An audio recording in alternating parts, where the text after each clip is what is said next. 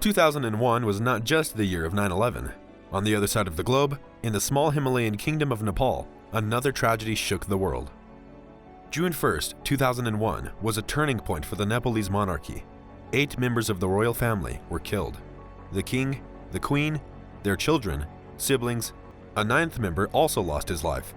This was the Crown Prince Dipendra, heir to the throne. This was the man who murdered almost his entire family. Welcome to Intrigued Mind. Today, we look at the massacre of the Nepalese royal family, a tragedy of almost Shakespearean proportions, and one so bloody that its kind hasn't been seen since the execution of the Romanovs in 1917. In 2001, King Dhirendra was on the Nepalese throne. Ruling since 1972, he was a mild-mannered sovereign, generally beloved by the Nepalese people, and a figure of stability and benevolence amid corrupt politicians, communist insurgency, and widespread poverty. Dhirendra oversaw progressive reforms in Nepal. In 1990, these culminated in the creation of a constitutional monarchy.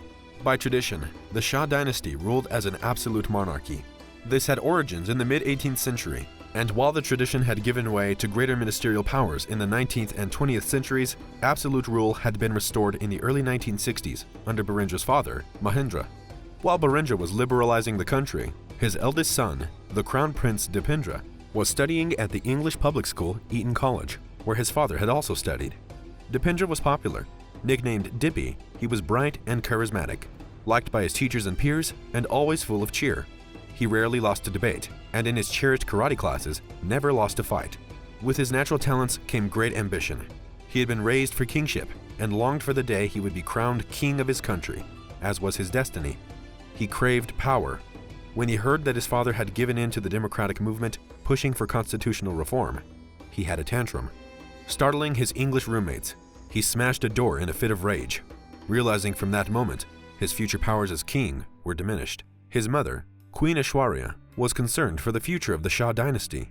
She thought the king was losing too much power. She sent Dipendra a fax, asking the boy to come home to Nepal.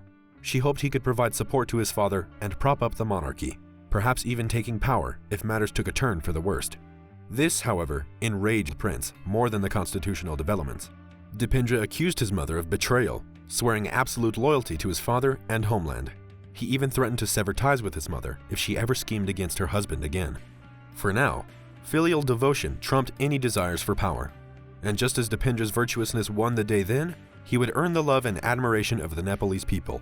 After Eton, he returned to his home country to study at the military academy, before climbing up the echelons of university education to the doctorate level.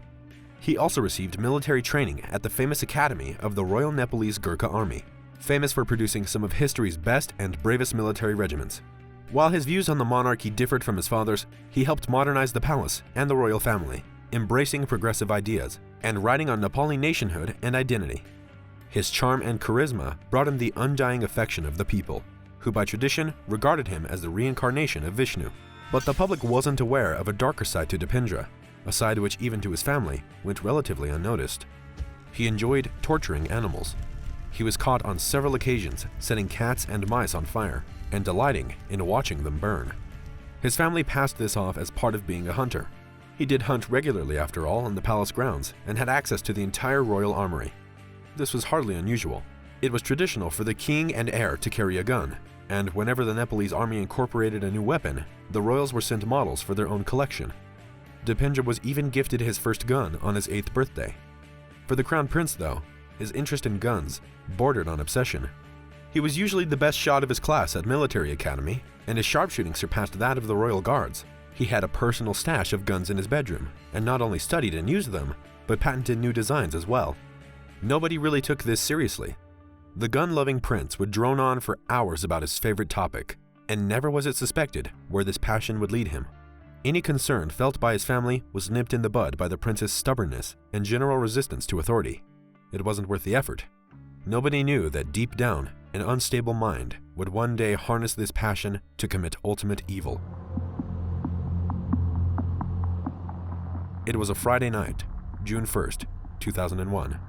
The royal family were meeting at the Narayanhiti palace for their informal monthly gathering. Dipendra was hosting.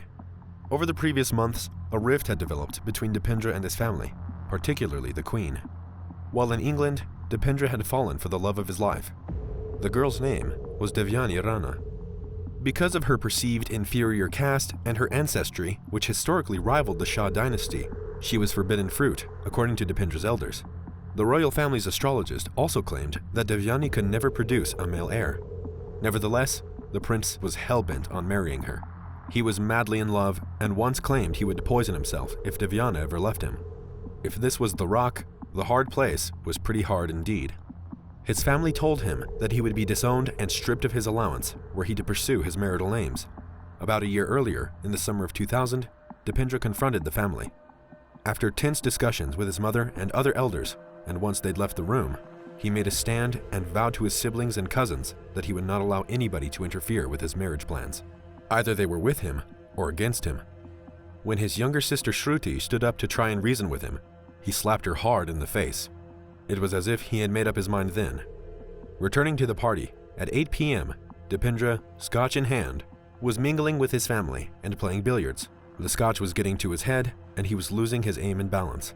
His family was surprised, as he was usually one to hold his drink, but that was just the start of it.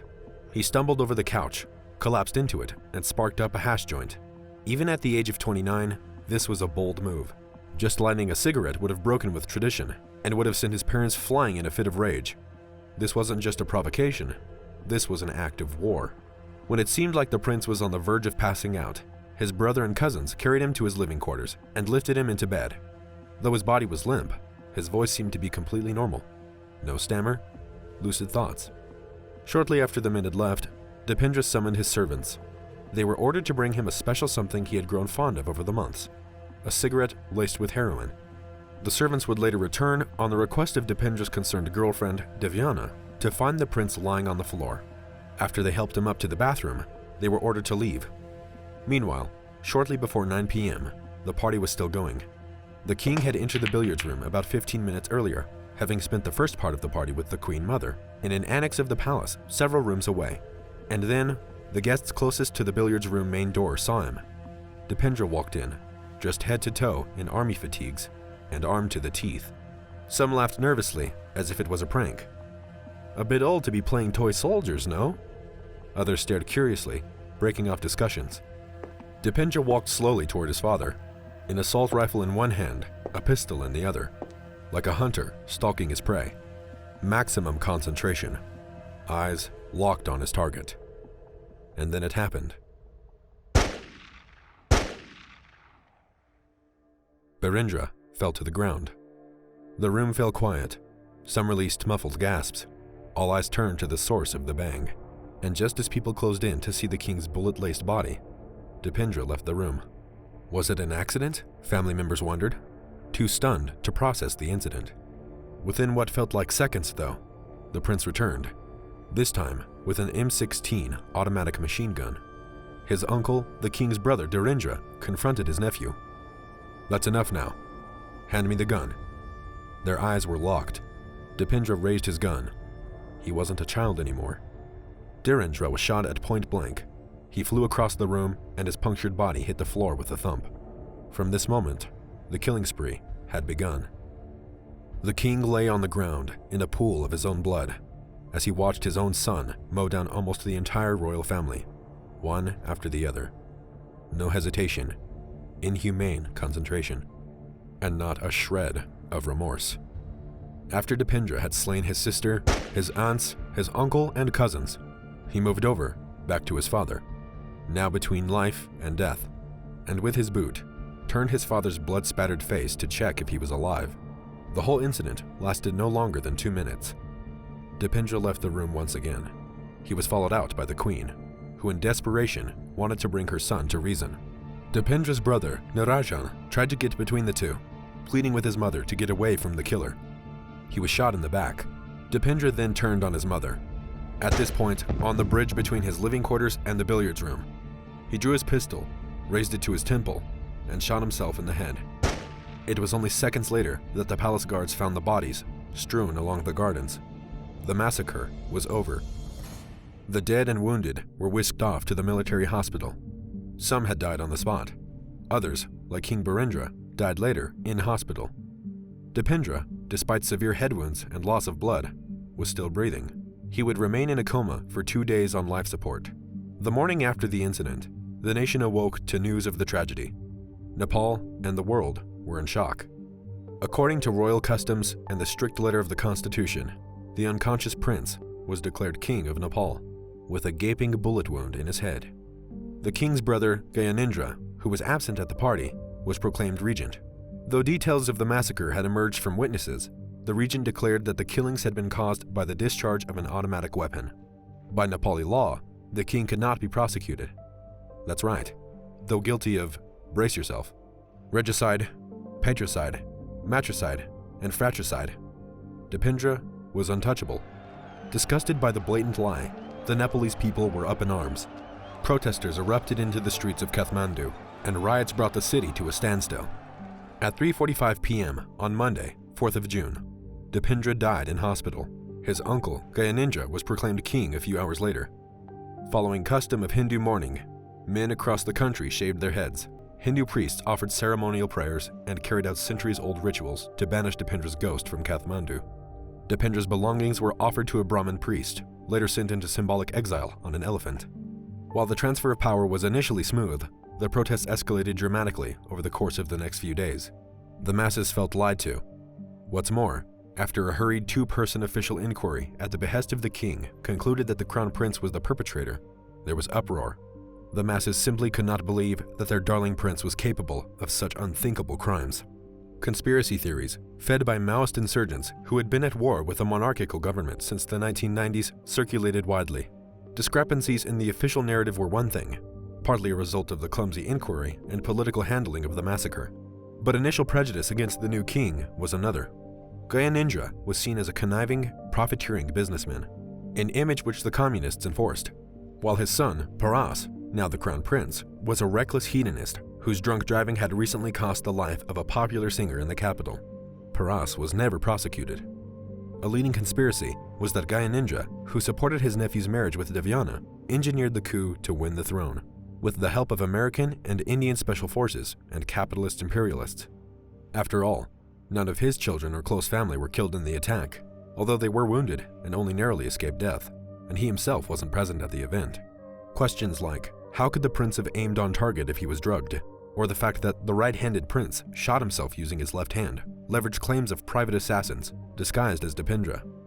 Despite eyewitness reports from the royal family, most Nepali to this day cannot believe that Dipendra carried out the killings, and for such a trifle as his marriage plans. In any case, the 2001 massacre was a turning point for the monarchy. While it had traditionally served as a unifying force for a multi-ethnic, multi-faith country, the accession of a ruler, widely believed as an illegitimate usurper, turned the country against the centuries-old institution. Turmoil engulfed the country in the years after the incident. The monarchy swung back to absolutist reactionism in the face of Maoist insurgency. But the public pressure on the monarchy forced its abdication in 2008, when Nepal finally became a republic. Looking back, the prince who had so craved the king's power was ultimately the man who brought the monarchy to its knees. The exact workings of his mind on that cataclysmic night can never be known. Was it planned? Could he have stopped at killing his father? Would it have happened without the drugs? Whatever the motivation, the fact remains. Dipendra murdered his family in cold blood and single-handedly wiped out almost an entire dynasty. For more videos on the most amazing parts of our history, be sure to subscribe to the Intrigued Mind channel, like the video, and leave your suggestions in the comments below.